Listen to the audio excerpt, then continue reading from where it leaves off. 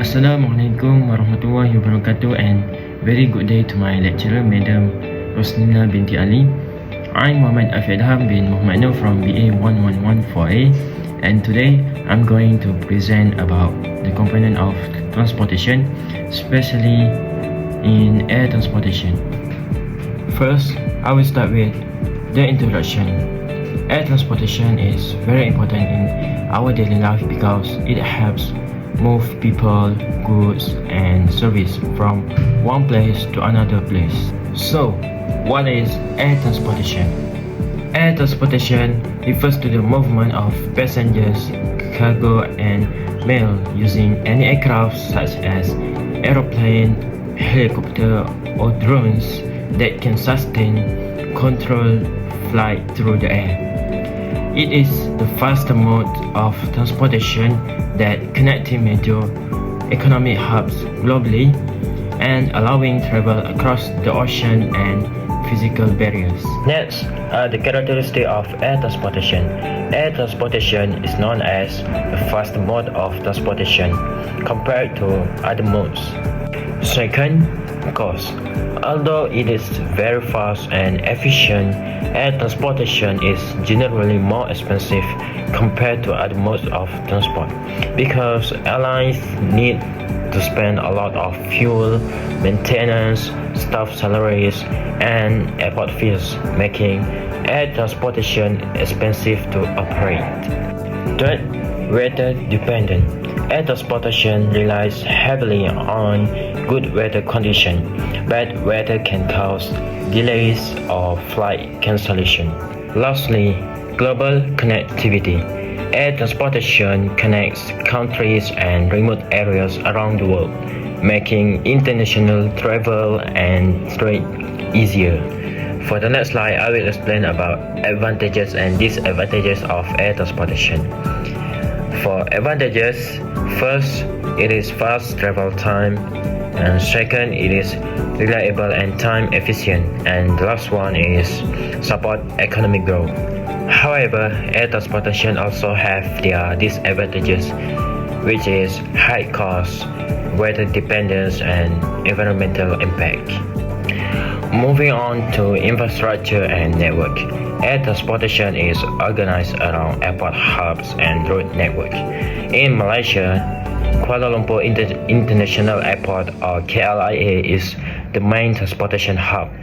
Air transportation commonly use a hub and spoke system where flights from smaller cities connect through central airports before reaching their final destination. This system improves travel efficiency and air traffic management. Next slide are about the policies of air transportation.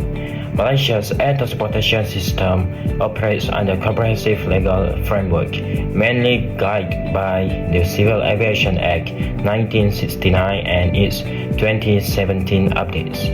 This ensures proper regulation of aircraft, air traffic, and overall aviation operation. On the economic side, the Malaysian Aviation Commission oversees licensing, fare structures, and consumer rights, including protection like compensation for flight delays. At the same time, national policies strongly prioritize safety and environmental sustainability. These efforts are led by two key regulatory bodies: MAVCOM, which handles economy and consumer matters, and the Civil Aviation Authority of Malaysia, which manages safety, airspace, and technical oversight.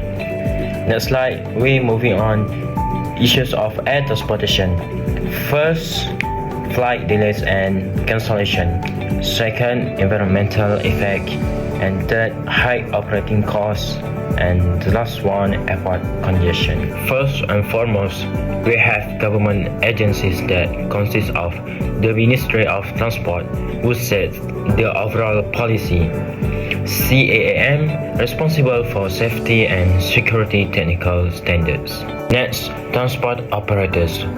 Transport operators, which include significant firms as Malaysia Airlines, AirAsia, and Malaysia Airports Holding Berhad.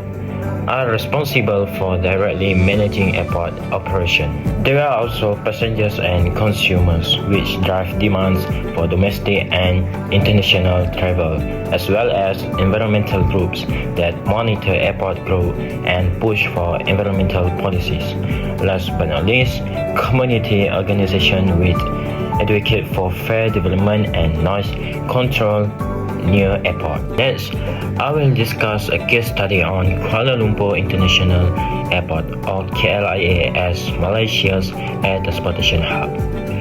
KLIA is Malaysia's main international airport and plays an important role in supporting tourism and trade activities in the country. There are several key stakeholders involved. First, government agencies such as MOT and CAAM develop aviation policies and ensure safety and security. MAHB manage airport operation, while passengers influence service quality and airport development. Environmental and community organizations help address environmental concerns.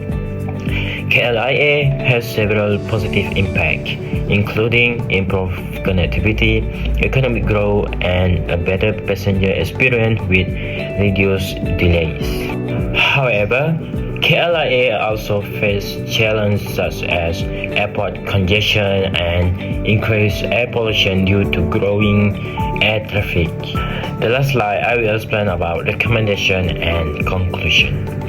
For recommendation, I suggest use advanced airport technology, also enhance airport infrastructure, and last one, improve cooperation among stakeholders.